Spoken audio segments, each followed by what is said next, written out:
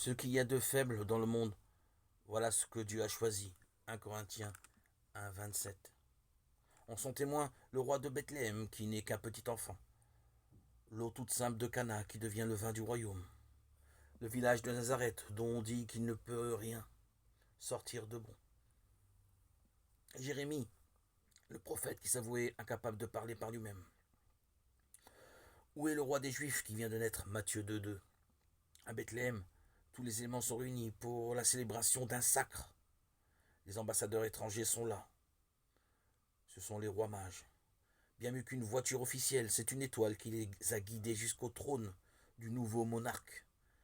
Dans leur bagage, ils apportent les cadeaux d'usage, or, encens et myrrhe.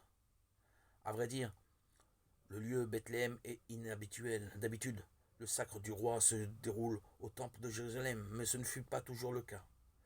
Le roi David lui-même a justement été consacré à Bethléem, sa ville natale. Et pour lui, non plus le décor n'était pas grandiose.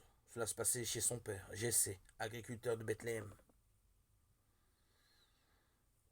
Autre élément très important de la cérémonie, la présence d'un prophète qui vient de la part de Dieu authentifier la mission confiée au nouveau roi. Ici, Matthieu cite Michée.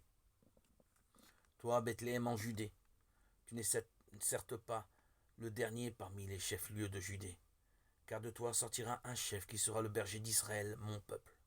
Matthieu 2,6, Michée 5, 1, 3. À l'époque, le titre de berger caractérisait justement le Messie, que tout le monde attendait. Il est vrai que le roi décrit par saint Matthieu est bien jeune, un tout petit enfant apparemment. Mais l'histoire d'Israël en a connu d'autres. Ézéchias, par exemple, en 728 avant Jésus-Christ, n'avait que 8 ans. Mais où saint Matthieu veut-il en venir? Il a deux objectifs apparemment.